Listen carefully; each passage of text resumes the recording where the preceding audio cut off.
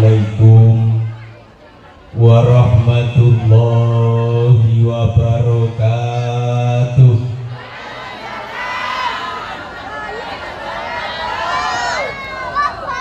Siang malam dulinan HP, sing jawab salam kabeh tak dongakno urusane beres kabeh,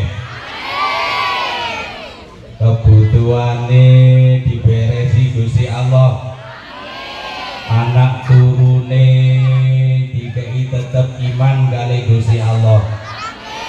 Assalamualaikum warahmatullahi wabarakatuh.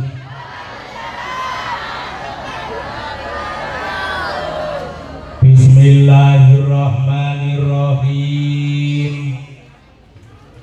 Alhamdulillahi rabbil alamin. Wal aqibatu lil muttaqin wala udwana illa 'alal zalimin. Asyhadu an la ilaha illallah wahdahu la syarikalah wa asyhadu anna sayyidana wa nabiyyana Muhammadan abduhu wa rasuluh. Allahumma sholli wa sallim wa barik ala sayyidina Muhammadin wa ala alihi wa ashabihi wa dzurriyyatihi ajma'in, amma ba'du.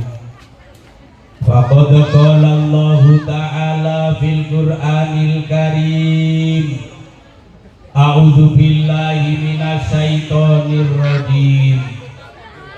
Ya ayyuhalladzina amanu la tulhikum amwalukum wala auladukum an dzikrillah wa may yaf'al dzalika faulaika humul khasirun. Shadaqallahul adzim.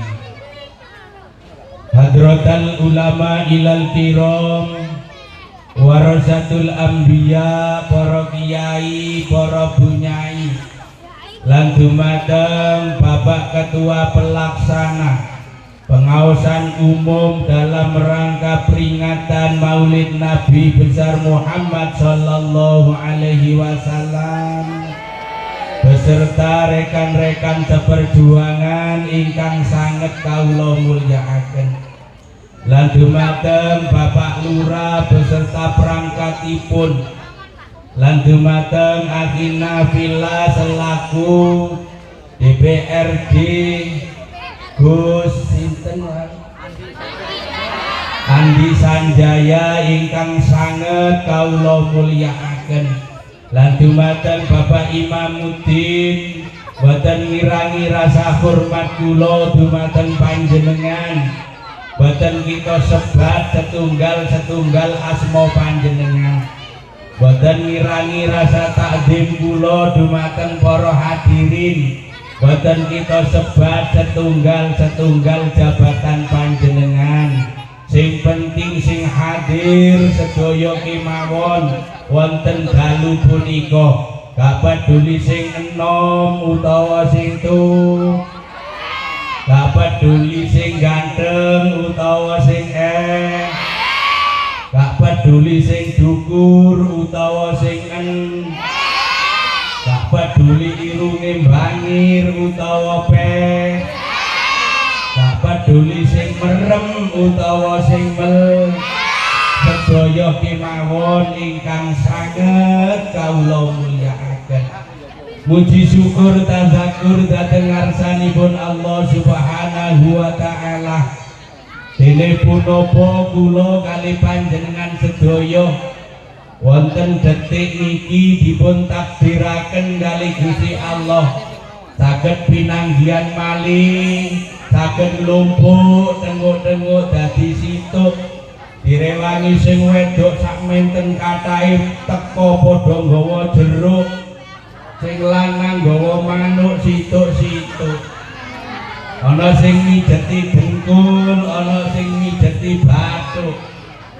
Longgo sembojong lek pegel ya ayo ditekuk, kali mantuk-mantuk yaiku tandane wis rada nggih mboten napa-napa.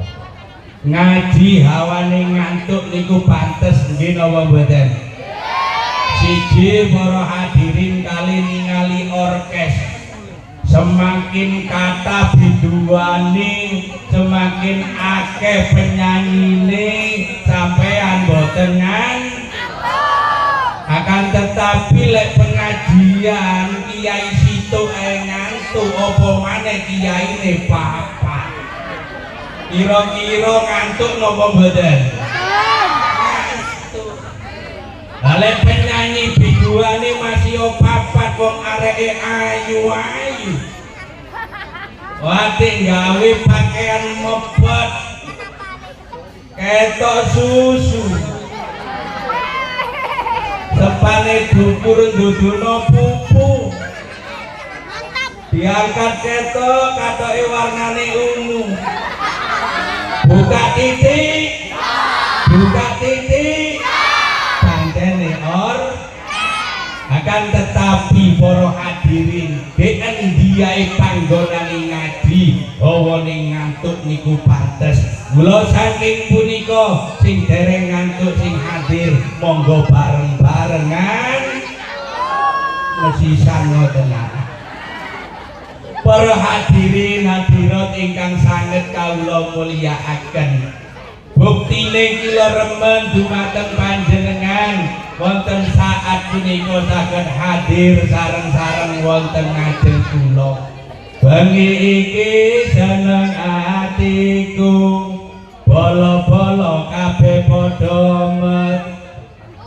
Iya, ayo dewangi ngomong ya. Pupung sik sore, pupung durung ngantuk, bagian buri-buri bagian lah saged bengi. Cek padha karepe ngaji.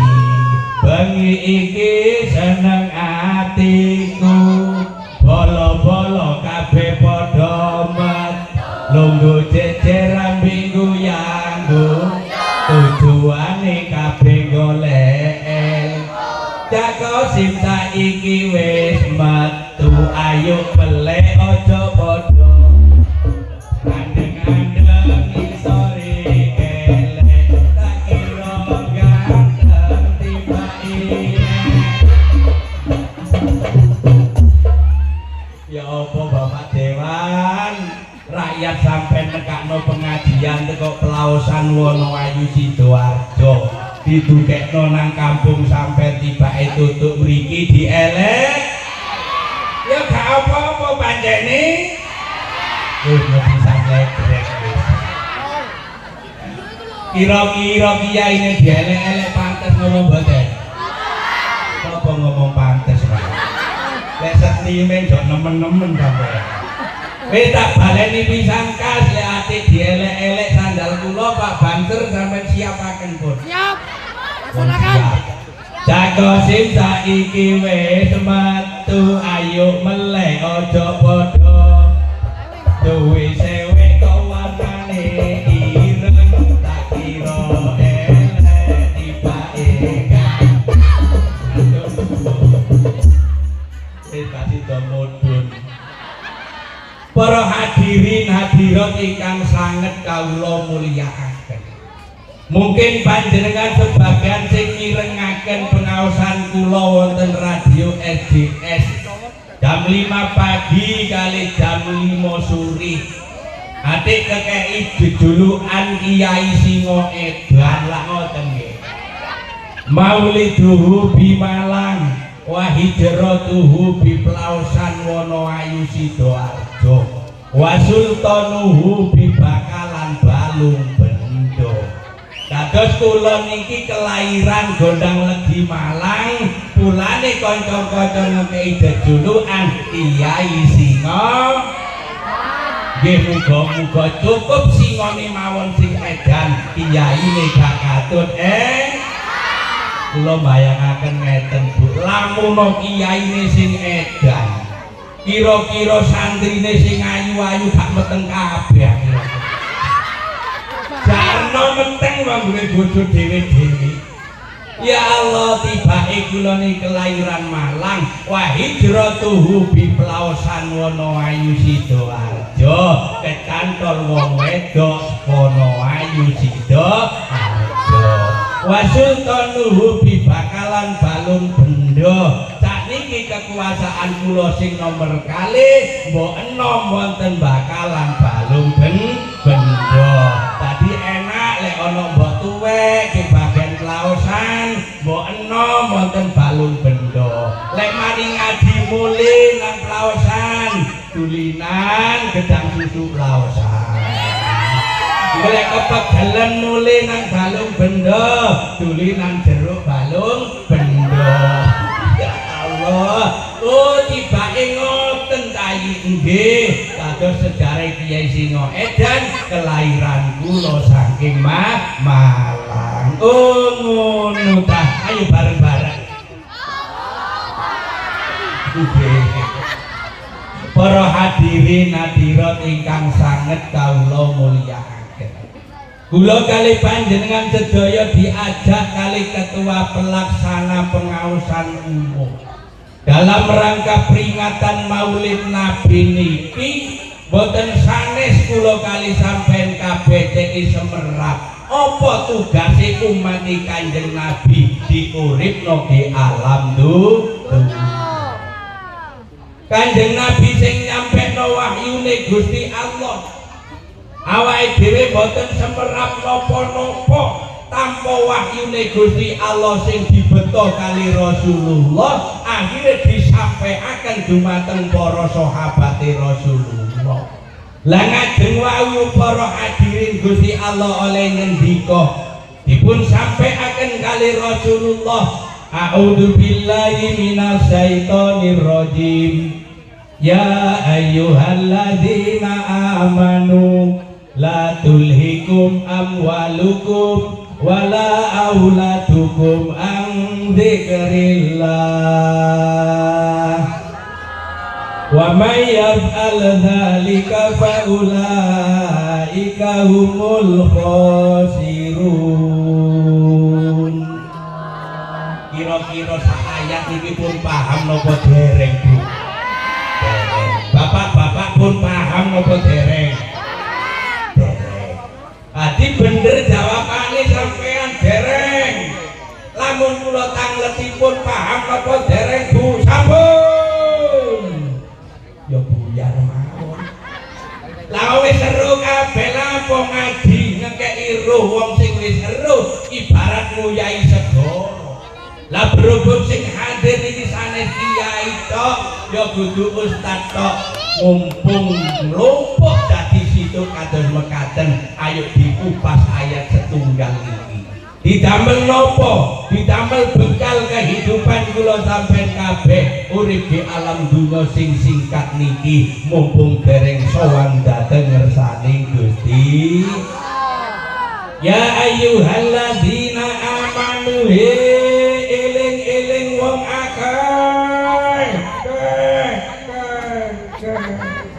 wong akeh sing teko iki bangsa wong apa mboten iki mboten sing ge isore salon itu ya bangsa wong mbeke bangsa jin eling-eling wong akeh amanu kang padha iman ya wong akeh latul hikum aja sampe numpulaken ing sira kabeh apa amwalukum piro-piro harta benda sira kabeh aja sampe nglalekno ing sira kabeh beberapa mobil mengkilat sira kabeh aja gara-gara sawal ladang lali sampean ngertani Gusti Allah aja sampe lali gara-gara rumah sing tingkat nglalekno ibadah dhateng ngertani Gusti Allah wala auladukum lan anak-anak kula sampean kabeh ang dzikrillah saking eling dhateng ngersane Gusti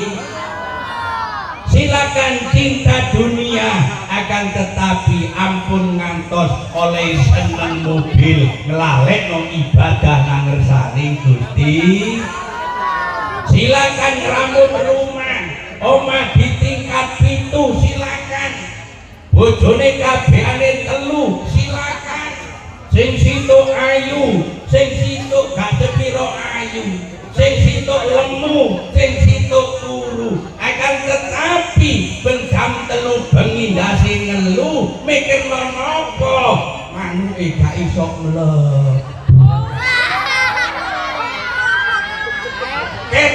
Maknane keuripan di alam dunya kaya wong sing paling hebat, wong sing paling sukses, omahe 7, bojone 3, mobile 8, ternyata ben dalu ndase ngelu, gak iso turu sampai jam 3, mergo gak iso nglebokno alu. Ya Allah, soge kados mekaten kira-kira sampean duwe bojo, soge kaya ngono tibake manuke gak urip. Seneng apa mboten, Bu?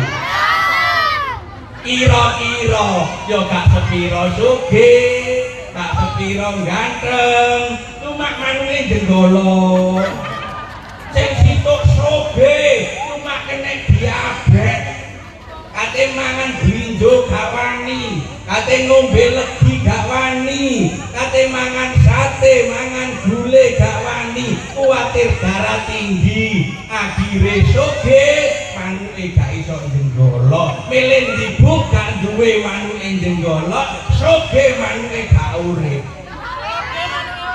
Oke, sing soge manuke urip, wonge wis mati. Silakan pancene alam dunya panggonane seneng-seneng. Akan tetapi dengan kesenengan urip di alam dunya aja sampai nglalekno ibadah dhateng ngersani Gusti Allah. Kula yakin menungso sampai ten kathah niki padha seneng dunya. Akan tetapi seneng bojo nek wis wayahe nindakaken salat tinggalno bojone. Enak-enak sadurunge subuh udan gerimis ngeloni bojo, mari ngono krungu as-shalatu khairum minan naum, salat iku luwih apik daripada turu. Kira-kira enak-enak ngeloni bojo krungu panggilan salat, terus ngeloni bojo apa dhisikno salat, Bu? Lanjut, ya terusno kelonono bojo, lalekno pangeran, terusno, engko sampeyan bakal oleh siksa saking ngersani Gusti Allah. Gak ngelarang cinta bojo, cinta dunia, akan tetapi ampun ngantos dengan ketungkul keuripan di alam dunya sampai ngelalekno ibadah dhateng ngersani Gusti Allah. Wa may yaf'al dzalika fa ulaika humul khasirun.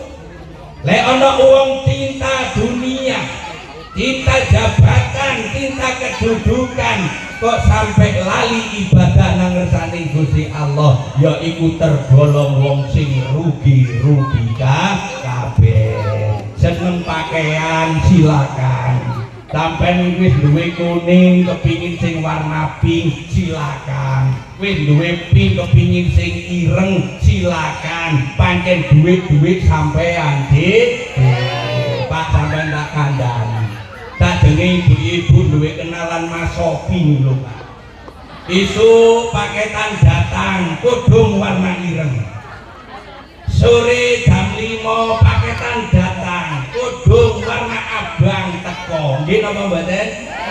Silakan duit sampean dhewe, lumpukno pakaian sampai sak lemari mboten napa-napa. Akan tetapi kedah sadar suatu saat kudung sing warna hitam, suatu saat pakaian sing warna abang, suatu saat pakaian sing warna hijau akan ditinggalkan, gelem gak gelem ganti pakaian putih, pakaiane diganti putih. Yen wit budal ora bisa mulih, ora bisa mulih, tumpakane kereta Jawa rudha papat rupa manungsa, tumpakane kereta Jawa rudha papat rupa manungsa.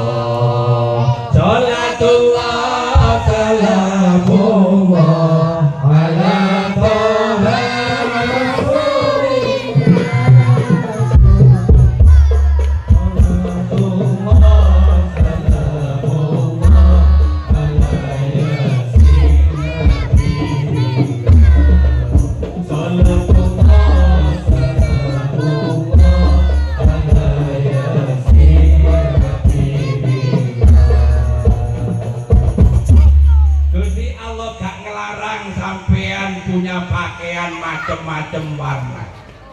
akan tetapi lek wis wayahe ajal teko warna abang ditinggalno, warna ireng ditinggalno, gelem gak gelem diganti warna putih. Nggih napa mboten? Nggih napa mboten?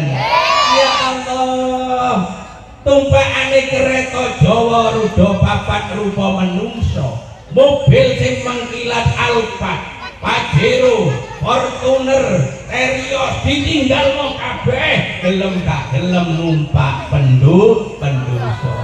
Kirang lek ten mriki mboten Gus, lek daerah mriki ningali tiyang.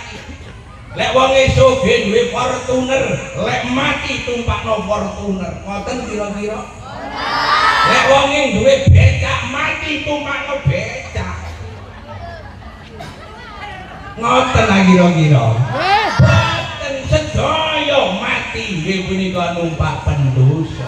Gawe omah luasa sapiro, karangan sampean luasa sapiro, akan tetapi sampean kedah sadar rumah masa depan kula sampean kabeh sak meter mung suro meter. Nggih boten Gus, lek daerah mriki ningali wong lek wonge sugih karangane ombo kate mati pesen nang yuga. Ya napa? Anakku. Nggih Pak, wonten napa? Delokane dengkulku wis linu kabeh nah iki rupane. Wis ana sing dengkule linu iki. Ya sing hati-hati, sing hati-hati. Lapo sih Pak sampean kok sambat dengkule linu ngono lapo? Iki wis pirang-pirang dina mangan iki wis gak enak, rasane pahit kabeh. Sawanci-wanci aku sedo nak yo aku njaluk marang awakmu. Aja padha ambek tangga-tangga sing gak duwe karangan. Aku lek mati keduna kuburan 10 meter mesegi. Ngoten kira-kira? Nggih. Dari anak ilang apa Pak njaluk 10 meter mesegi. Ya alana kabar iki kono ana mungkar mati.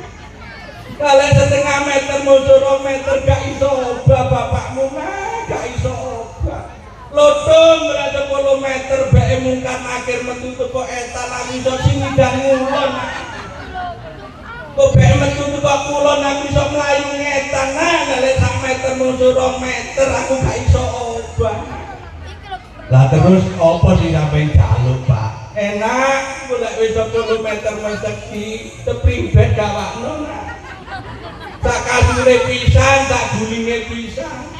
Dari anak ila peno iku lho kate bongko tapi ndao Mas sampean. Ya gak ngono nak kabare ge ngono nek ngono nek gak enak. Oh, lek ngono Pak pisan. Aja nggawa ceprimbet ambek bantale, tok nggawa kulkas pisan, Pak. Kok beda mengelak karek buka tok lu sampai lu kate mati tak kate nanti yo gak ngono nak aku wedi nak lho niki lho para hadirin kula kare sampean kabeh masih omahe ombo karangane ombo begitu sedo gelem gak gelem sak meter mung sura meter ya Allah wong omahe nduk jero guwa tampo bantal, tampo geloso, tampo geloso. Wong omahe kanok lawange, turu ijen kanok rewang. Wong omahe kanok lawange, turu ijen kanok rewang.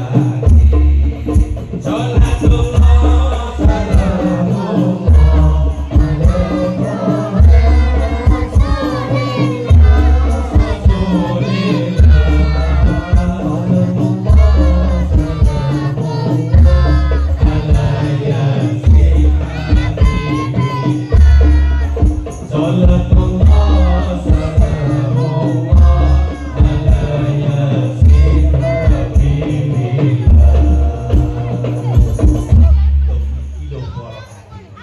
kita kedah sadar oh ternyata gelem gak gelem sak meter mung durung meter.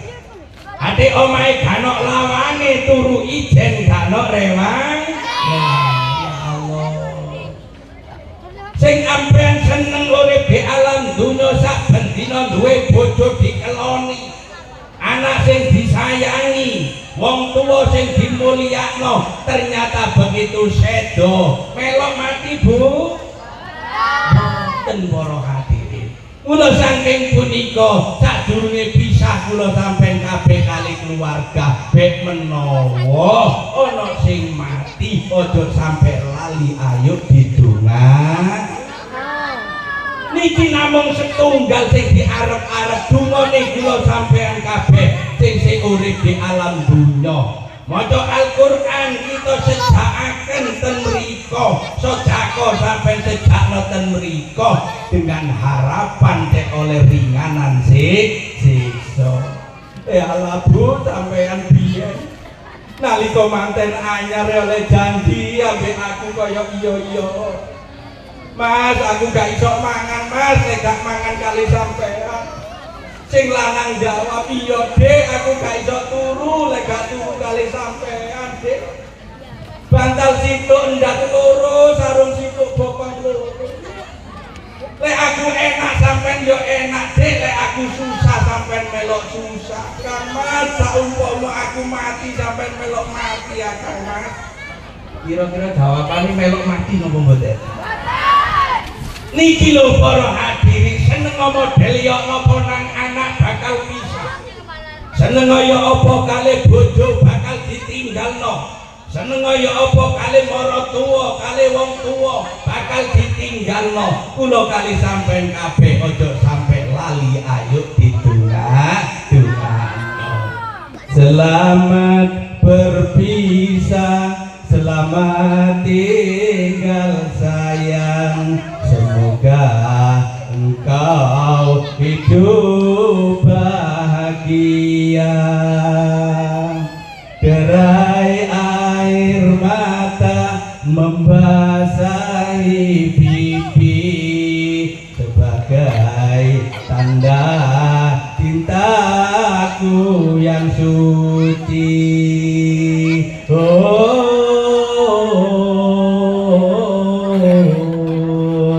Aku sadari tak selamanya cinta itu harus memiliki. Walaupun dirimu bukan jodohku, doaku selalu menyertaimu. Apabila kau sayang hidup bahagia, aku pun merasa hidup bahagia. Tapi bila engkau menderita, demi Tuhan aku tiada rela. Iki lek gak sama amrike gak tak kei ngaji. Ayo eling, cinta tidak harus memiliki ono batase teko Gusti Allah. Lek wayahe pisah ayo tetep didongak. Urip di alam dunya ayo digawe bekal menuju sowan dhateng ngertani Gusti Allah. Api eleke alam dunya terserah kula kali sampean kabeh ya apa oleh manut tuntunane syariate Rasul.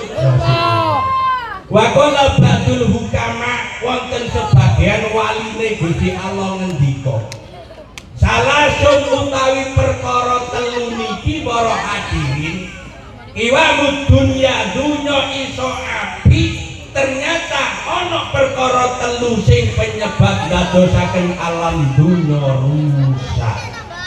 Ummahatul khotoya salasun, puncake kesalahan, puncake kekeliruan, sumbere kebejatan iku ana telu macem.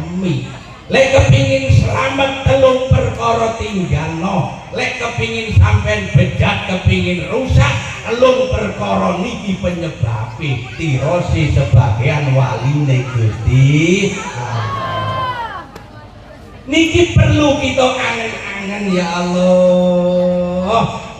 Mergo urip di alam dunya napa sing dipadosi para hadirin, namung kepingin urip slamet dunya sampai akhir. Sumbere salah telung perkara, nomor siji hasute manungsa, lamun weruh nikmate tangga atine lara ora nrimakno, atine lara ora nrimakno.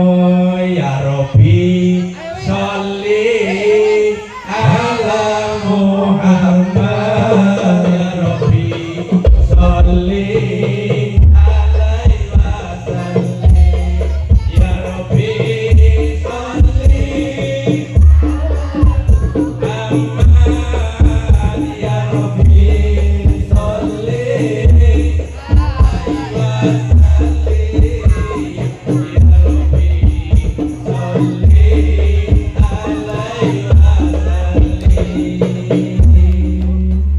Tirosi sebagian waline Gusti Allah ngendika, sumbere kesalahan, sumbere kekeliruan, sumbere kebejatan iku salasun ana telu. Sing pertama al-hasadu, drengki. Lan duwe sifat drengki urip aja arep-arep enak di alam dunya. Mergo niki sumbere kebejatan. Ana kalane tukaran gara-gara ya telu iki kok.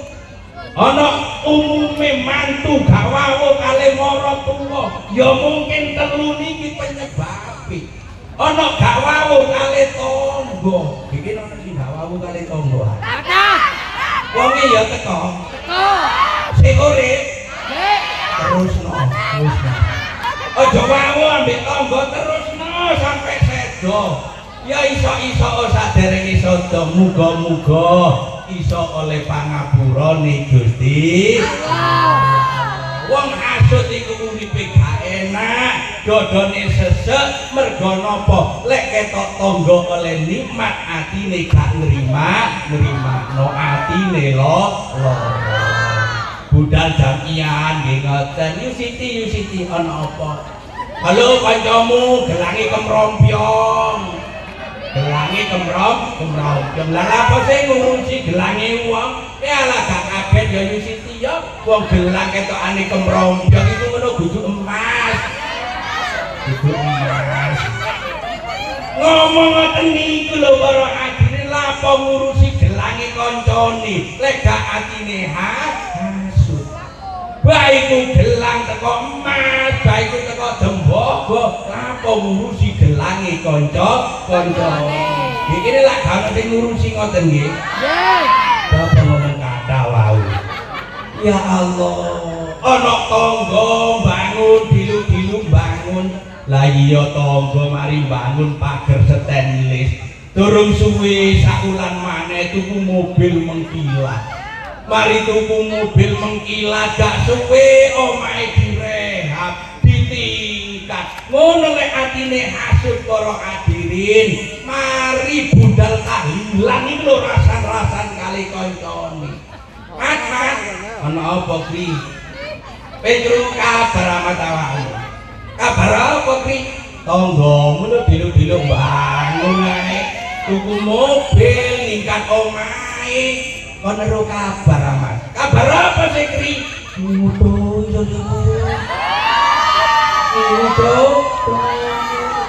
Agen temen Kri awakmu ngedok kain-kain. Lek gak percaya Mat, golek kemis malam Jumat Kliwon, sanggongen di perapatan. Golak metu arek cilik-cilik sempakan teko omahku. Ku temen tak Kri, lek gak percaya aku ero dhewe. Wis tak buktekno Kri, tak buktekno. akhirnya Kemis malam Jumat kliwon, akhirnya Kang Kemat gak turu nyanggong di perapatan sampai jam 12 gak arek cilik metu sampai jam 1 gremes-gremes dibelani akhirnya gak arek cilik metu akhirnya kepegelen moro namanya Sukri aja gedabrut kon iki lapa dari ini Kemis malam Jumat kliwon arek cilik gundul-gundul metu teko omahku tak sanggup sampai jam 1 gak arek metu lah awane ya apa adem udan gremes arek kawan metu kuatir katuen kok masuk angin gak wani metu ya Allah apa kok tangga sing gak ngingu doyol disebarno difitnah wong iku ngingu doyol iku lek tiyang mriko lek tiyang mriki lak mboten nggih alhamdulillah berarti wonge api-api kabeh ya Allah kawit-kawitane hasud niki saking yugane Nabi Adam sing jenenge Qabil mentolo mateni adikne dhewe jenenge Habil gara-gara napa Qabil atine hasud gak seneng lek ana adikne iku enak pertama sing dihasuti nalika Qabil kurban gandume Habil kurban wedhuse Nabi Adam ndonga nang ngersane Gusti Allah ana geni mudhun teko langit kene ngaji meden tengah di ayat akhirnya geni ngobong wedhuse Habil niki ndodol lek kurbane Habil sing diterima kali Gusti Allah akhirnya Qabil mangkel tiba kurbane adikku sing diterima atine mangkel nomor loro Qabil mateni adikne dhewe gara-gara napa bojone Habil niku ayu bojone Qabil rada elek akhire atine mangkel hasud ten mriki gak urung nganggo anakku gawe ilo-iloan anake Habil gak urung sik durung tak pateni dhek awakmu tak pateni ya Allah wani mateni adikne dhewe gara-gara Qabil hasud lek ten mriki lak gak ana wong sing hasud ngoten Bu nggih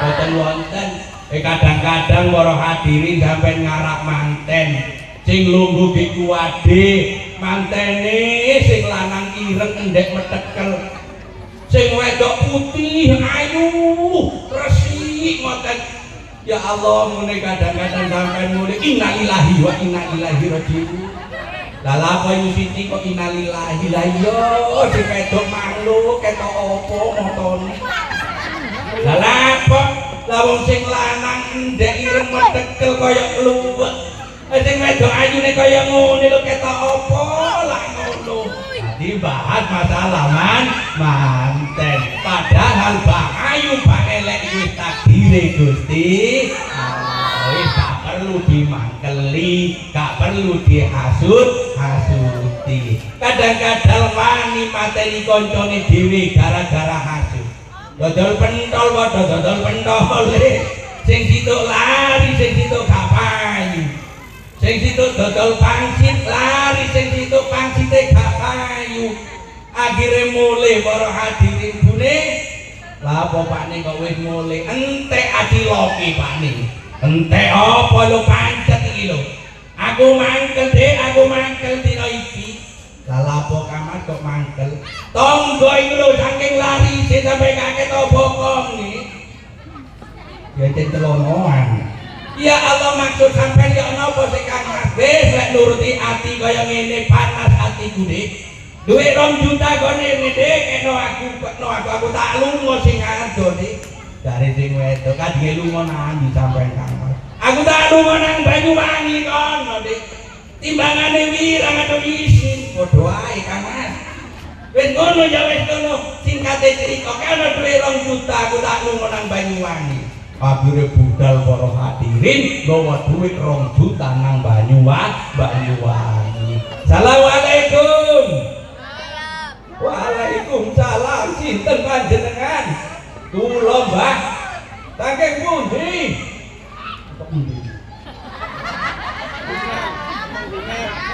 Kula saking Tumenggungan. Tumenggungan kok dhisik.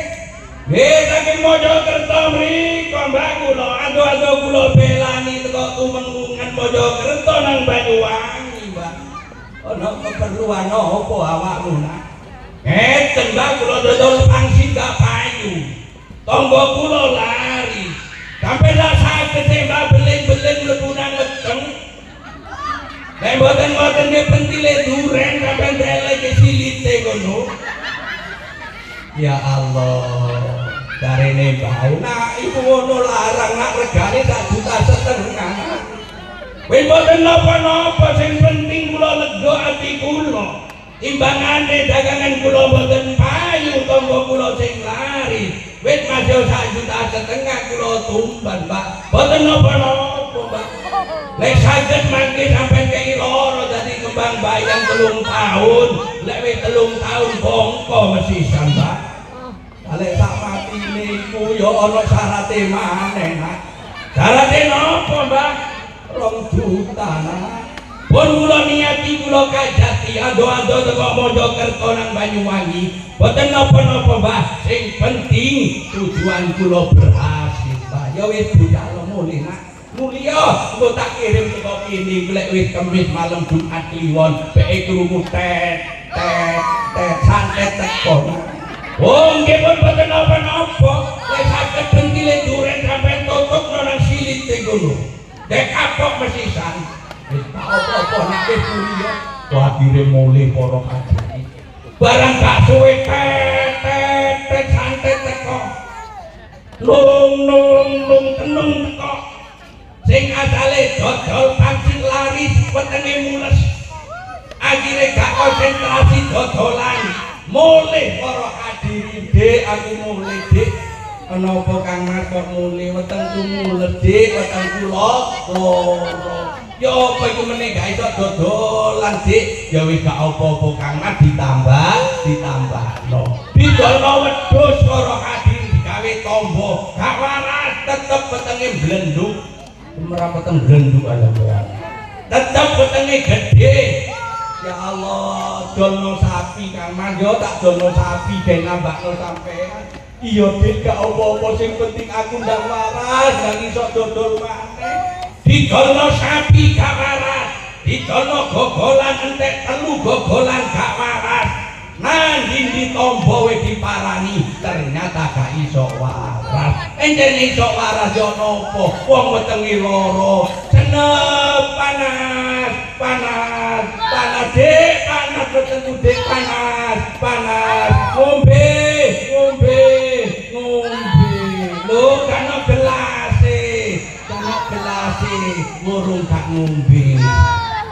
Ya Allah, akhirnya ditambahno nang dindi para hadirin gak waras mergo disantet kali tanggane. Kok wani nyantet tanggane mergo sifat hasud. Kulane gak kaget, kobil mateni adikne dhewe. Kadang kali tangga api, ambek wong liya api, ambek dulur dhewe gak lamu gara-gara ya Allah, dikini lah kalau di model kaya ngoten nggih. Alhamdulillah kok ngomong wonten wau. Mboten wonten para hadirin. Nomor 2 oleh seneng dunya sampai lalekno marang Gusti Allah. Diwehi titik dek ning ngersula diparingi akeh ora nedha nrimo, dikei akeh ora nedha nrimo. Ya Rabbi sholli ala Muhammad, ya Rabbi sholli alaihi wasallim, ya Rabbi sholli ya Rabbi sholli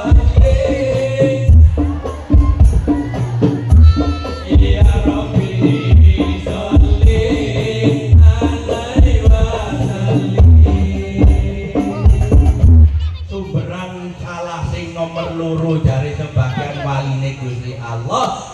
Wal khirsun nggih punika terlalu cinta dunia, terlalu seneng harta benda, terlalu seneng bondo. Wong lek kadung tercinta masalah bondo, kadang kala wani mateni tangga. Nggih napa mboten? Kadang-kadang masalah warisan oleh ngedung gak rata. Ngono ya gak wawu kali bolo. Niku lek tiyang Amerika, lek tiyang Ameriki boten. Ya Allah. Lah lek sampean gak sadar dunya iku cobaan saking ngersani Gusti Allah. Akeh paten binaten yo gara-gara bondo. Nggih napa mboten?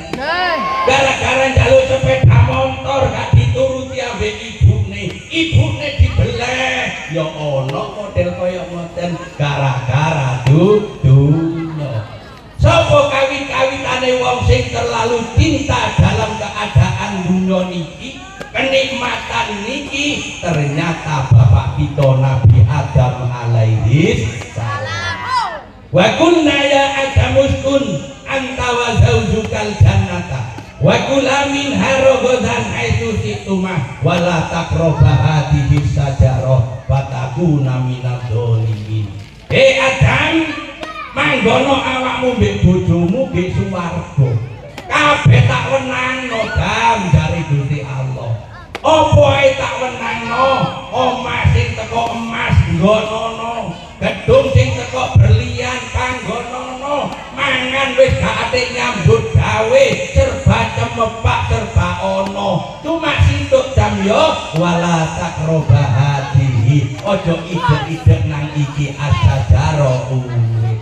Batakuna minal dolimin. Lek awakmu ate ide-ide nang uwi, ojo sampe mutik ide tok nggo dadi wong sing dolim-dolim. Nopo sing terjadi para hadirin? Kali dilarang namung situk kali Gusti Allah, ojo ide-ide nang uwit. Ternyata disudo kali sing wedok sing jenenge Siti Hawa. Pada waktu niku Siti Hawa hamil muda. Semerap hamil muda nggih. Meteng enom. Mulane wong meteng enom iku biasae gak usum pencit, kepingin pencit. Gak usum duren, kepingin duren. Niku jenenge ngidam. Lah Siti Hawa pada waktu niku ngidam buahul khuldi. Carine sing wedok, Mas, ana apa dik? Ayo ngidam kok Mas nang wit iko. Dik, iku ngono larangane Gusti Allah. Ala Kang Mas wong ngidam tok ae lho, lak gak apa-apa sih. Sampeyan seneng agak ambek aku? Ya seneng dik. Buktekno Mas, lek sampeyan seneng buktekno. Dituruti kali Nabi Adam. Ya wede ayo ngidek tok lho ya. Ngidek nggih Kang Haji, ngidek. Barang wis ngidek nang uwit, tambah kepingin awak, Mas. Ana apa dik? Sampeyan demok Mas, gua iku Mas sampeyan demok. Dik, mang jare ngidek tok, saiki njaluk dijemok. Gak apa-apa Kang Mas iki lho sing jero weteng iki lho, kepingin demok. Mulane biasa lek hamil muda lak ono ae sing dikepingin ibu nggih ya. Meneng-meneng kepingin elus-elus ndase wong gundul. Iya lek gak bojone wong. Ya Allah, iku jenenge ngidam. Akhire dituruti kali Nabi Adam, demok tok lho dik ya nggih Kang Mas, demok tok. Mas, ana apa dik? Putihen Kang Mas, putihen Kang Mas. Lho dik iki larangane Gusti Allah. Sampai seneng tangga ambil aku. Ya seneng dik, lek sampai seneng buktekno. Aku kepingin nedoh buah hul diakhiri demi cintane nang Ibu Hawa. Ternyata diputik buah hul di kali Nabi Adam. Setunggal dikekno nang Ibu Hawa, sing setunggal dicepeng kali Nabi Adam. Ditedoh para hadirin kali Nabi Adam. Dikecapi lembut kali Nabi Adam, ditelan, dielek mandek, digorokan keseretan Nabi Adam, mendelik mungkin kurang lembut oleh ngunyah. Ternyata gorokane Nabi Adam bengkak sampai sakniki kaum Adam mesti goroane ana kala menjing. Dadi iku sejarah Nabi Adam biyen kesereten dua goldi. Ngono ta. Ayo bareng-bareng. Ya Allah, ana sing jabatan keleleken pentol Agus. Enggak, itu sejarahnya kesereten dua goldi. Lah Hawa ningali Kang Adam kesereten dikecapi lembut kali Ibu Hawa. Akhirnya ditelan dielek kali Ibu Hawa, lolos teko goroane, mandek di tengah dodone, megap-megap Siti Hawa. Ya Allah, akhirnya dipites kali Ibu Hawa, akhirnya biak nengen biak ya saiki sing ana dodo peno iku jenenge asal mulai saking buah goldi. Asale biyen situk Bu di tengah ngoten. Lah berhubung sumpah Siti Hawa dipitet biak nengen biak enak sing kiwa ge mentili anake, sing tengen mentili bapak. Iya, iku asale saking buah goldi. Mulane kaum Estri, kaum Hawa sing primpen oleh Joko buah goldi, tutup ana sing rapet, aja diumbar sak enggon-enggon. Wong lanang lek ketok buah goldi sampean separuh, masih yo kiai kudu mripiti. Iku kiai, apa maneh gak kiai? Kulane sing ati-ati jenenge teko buah sing nyenengno dijogo ditutupi sing rapet tek gak dipangan coba. Nah sampean duwe jambu wayahe mateng dadakno gak ditutupi gak dibrongkos diketokno separuh golek dipangan codot ojo nyala ya codot ngoten-ngoten iki ditodote iki. Ya Allah, kados mekaten para hadirin, asal mulai terlalu cinta dunia. Setunggaling dinten para hadirin, Nabi Isa alaihi salam medal saking griyane. Wonten setunggaling tiyang derek melampah kali Nabi Isa. Nabi Isa anenten pundi jenengan? Aku kate mlaku-mlaku. Angsal aku nang derek jenengan melampah-melampah Nabi Isa.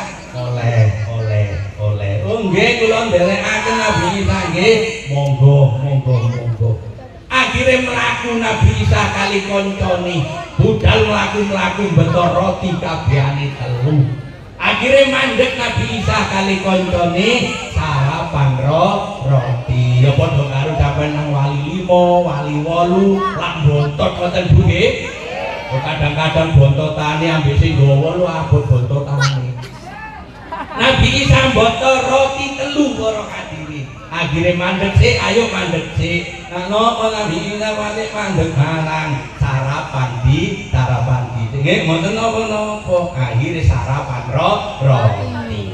Setunggal didahar kali Nabi Isa, sing setunggal didahar kali koncone.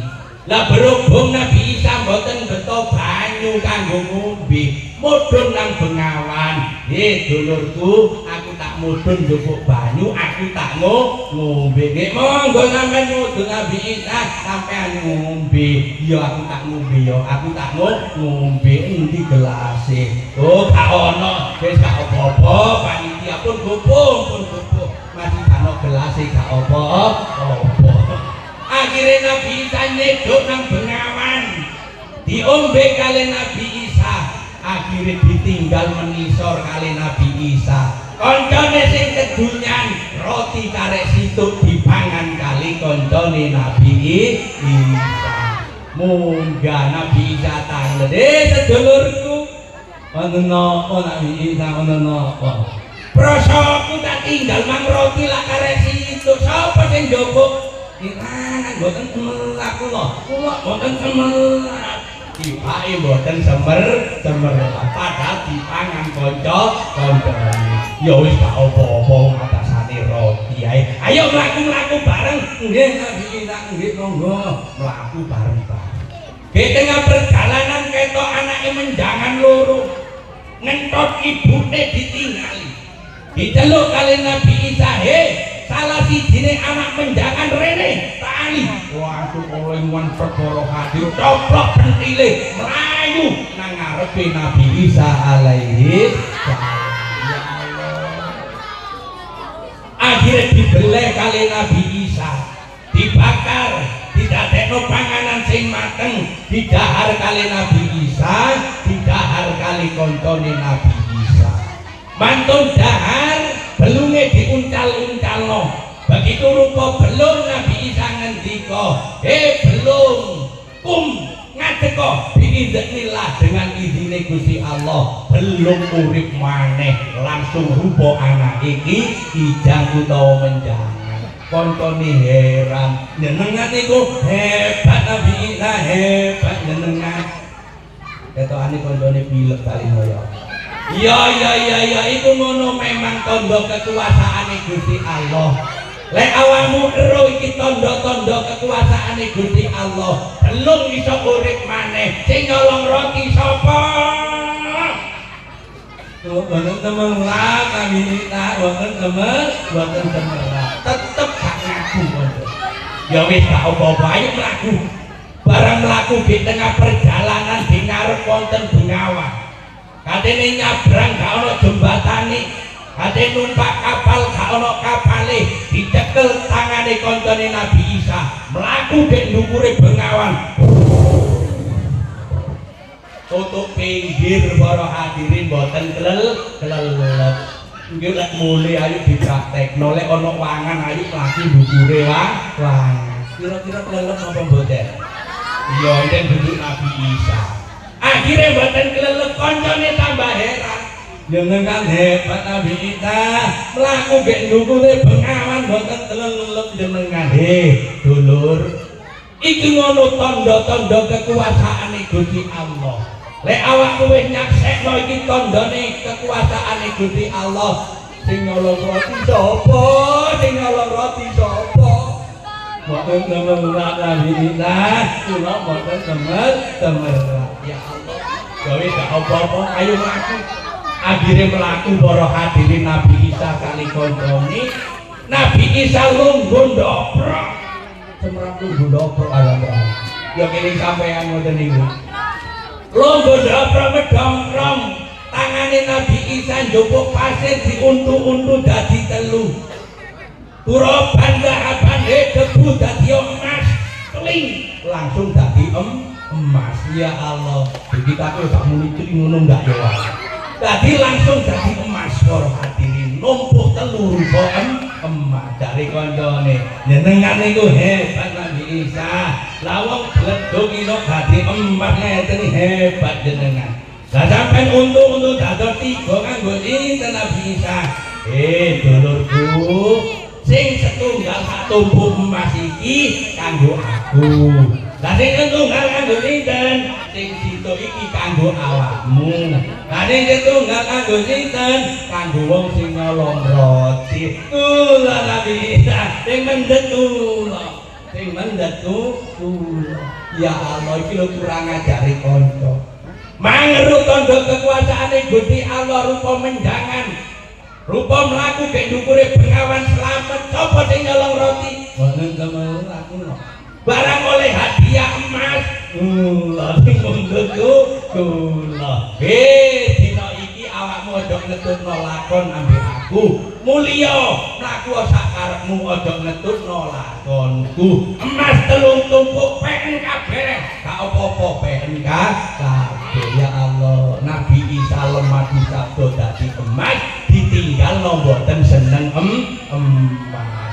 Kira-kira sampeyan ana watu diwelus-elus karo dadi emas. Nggih sampeyan beto watu sing rupa emas, Bu. Ya nggih pancene sampeyan duduk Nabi Isa pun digawa emas. Pronto-pronto nggawa emas teko doan ana wong kedunyan pisan.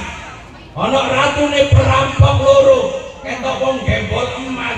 Waduh, rupane nggawa apa iki wong semboyongan iki yo. Wah, gak urun nggawa emas kali. Ayo ditagi, diparang. Pun ditakoni. Nggawa apa wakmu delokane kok keberatan? Kula ndelok emas sak menten kathah. Lho emas. Kekno aku emas, kekno aku. Oh mboten angsal nyawa apa emas. Lek awakmu eman nyawa masih kekno aku. Lek awakmu pancene belani emas, awakmu bakal tak pateni. Ngipun aten pinate talapun ame mun ame tukar mungkin dibagi telu. Ngen aku mulai esuk nang durung mangan ya durung ngombe. Ae tukono sarapan dhisik kono. Lek mari tuku sarapan mangan bareng-bareng, ayo dibagi telu emas iki. Oh ngoten ta. Iya. Budal kok. Nggih ngono budal, akhire budal para hadirin kek jero atine niku wau. Nah iya kok enak. Teko atine ngebut emas kuwi gak kurang akal. Tak tukokno sego tak kei racun tikus. Mulai nek dipangan ambek wong loro tak matek pisan ngono wis emas kanggo awakmu dhewe. Wong kedunyan niku ngoten para hadirin. Kajenge mateni kanca sing loro cek gak rebutan emas. Ditinggal budal tuku sego bungkusan sing loro ngomong ngeten. Golek teko sing tuku sarapan ayo dipateni. Timbangane dibagi wong telu, emas dibagi wong loro. Waduh pinter awake peno. Ya wis golek teko ayo dipateni. Masyaallah pun sing budal tuku sego bungkusan dikeki racun. Tujuane engko kancane cek mati, cek gak melok nggawa emas. Pun mulih para hadirin. Sing ketok teko doan sing loro wis semayanan. Ayo ayo wis suwen patenono wis patenono. Wah diri teko gak kasuwen diwacok wetenge brodol usine. Waduh panas. Kudu awakmu sing panas iki. Panas. Ombe. Kok karo gelase iki gak dikono. Ya Allah, para hadir akhire dipateni karek wong loro. Dadurunge awake dhewe nyekel emas dadi loro. Ayo sarapan dhisik. Ayo sarapan. Dene mari sarapan kok ngombe bareng-bareng. Ape ngenteni gelas teko. Ya wis beres. Akhire para hadirin mangan wis. Gak ero panganane dikei racun. Akhire muru-muru kejet, jejek mendelik. Wong loro bongkok para hadirin. Wong telu padha mati disandinge emas. Nabi Isa mulai teko perjalanan, ana wong mati telu, emase wotoh pancet gak berubah. Nabi Isa ngendika iki lho dunya. Gara-gara seneng dunya, gara-gara rebutan dunya, akhirnya dadi paten pinaten. Ya Allah, mula saking punika sing hati-hati menghadapi dunia pun. Nomor telu sumbunge manungsa, penggaweane ngremeno wong liya. Rumangsa pinter, rumangsa mulia, kabeh ilmu dianggep wis iso, kabeh ilmu dianggep wis iso. Ya Rabbi sholli ala Muhammad ya Rabbi.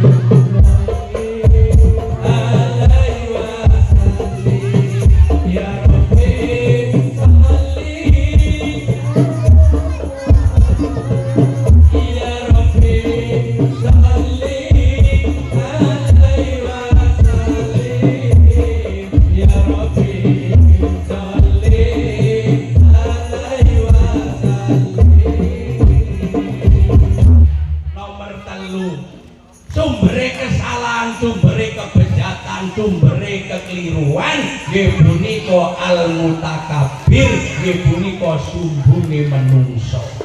rumangsa pinter rumangsa mulya penggaweane ngremehno wong liya kadang-kadang dekne dadi kiai akeh ilmune kabeh dianggep remeh lek gak dekne sing imami gak gelem diimami wong mulih klepas gak berjamaah ditakoni mbek sing wedok lha apa sampean gak melok berjamaah sing imami wonge kepet lah apa kok kepet lah wong sing ora iso ngaji lho imami lek aku gak sah sembayange gak keterima nang Gusti Allah rumangsa pinter rumangsa mulya dianggep wong liya ino dikene lagane wong sing kaya ngoten nggih alhamdulillah nyombongno harta benda nyombongno kedudukan pangkat ternyata kudu sadar harta benda pangkat titipane Gusti Allah ojo digawe sumbung-sumbungan ya Allah kawi-kawitane sumbung niku iblis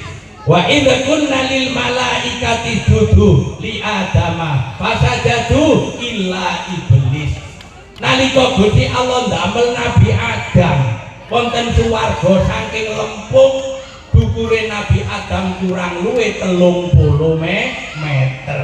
Dadi 30 meter lek sikile ten mriki sirahe wonten mriko. Dadi 30 meter. Lah lek 30 meter dukure anune sak pira kira-kira.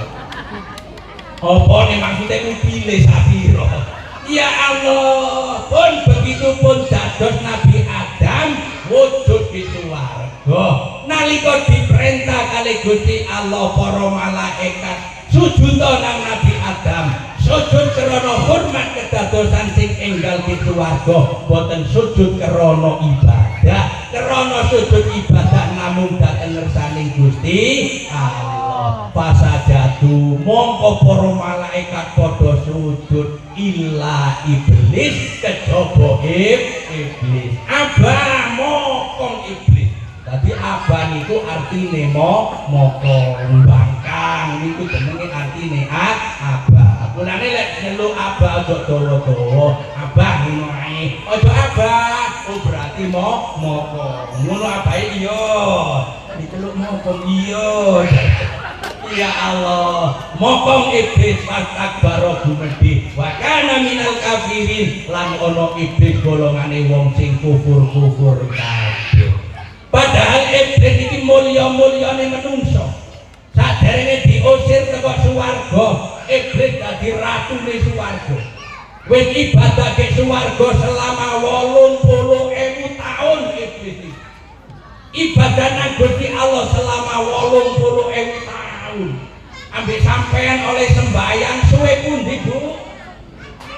Suwe iblis 80.000 tahun oleh ibadah nang Gusti Allah. Semanten mawon sombong dikongkon sujud kali Gusti Allah mboten purun wa kana minal kafirin. Kabeh anak turune iblis sangsara bakal oleh laknat besok ke demi neraka sak lami-laminipun kena siksa Gusti Allah gara-gara namung sombong ibadah 80.000 tahun dilebur kabeh kali Gusti Allah iblis dadi penghuni neraka.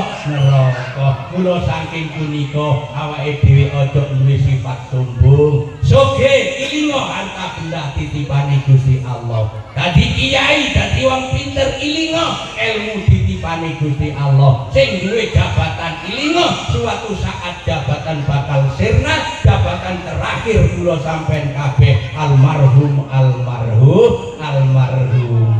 Ya Allah lek ningali niki para hadirin mudah-mudahan kula kali sampean kabeh anak turun kula sampean kabeh dihindaraken saking sifat sombong kali Gusti Allah. La yadkhulul jannata man kana fi qalbihi misqalu dzarratin min kibrin dari Kanjeng Nabi gak bakal mlebu swarga. Sapa sing gak mlebu swarga? Wong sing duwe ing jerone ati sifat sombong walaupun sekecil semut ten mriku mboten saged mlebu swarga. Ma'asyiral muslimin rahimakumullah. Muga-muga pungkasan kula sampeyan kabeh dipungkasi kali Gusti Allah kanthi pungkasan husnul khotimah. Allahumma amin. sanget kawula mulyakaken nggih kiranya cekap napa ingkang kawula aturaken kirang langkungipun nyuwun agunge pangapunten. Bismillahirrahmanirrahim. Allahumma shalli ala sayyidina Muhammad wa ala ali sayyidina Muhammad. Alhamdulillahi rabbil alamin. Allahumma inna a'udzubika min ilmin la yanfa wa qalbin la yusha wa du'ain la yusma wa amalin la yurfa bi rahmatika ya arhamar rahimin. Rabbana atina fid dunya hasanah wa fil akhirati hasanah wa qina adzabannar. Wa sallallahu ala sayyidina Muhammad wa ala alihi wa sahbihi wa sallim walhamdulillahi rabbil alamin. Kirang langkungipun nyuwun agunge pangapunten. Akhirul kalam wassalamualaikum warahmatullahi wabarakatuh.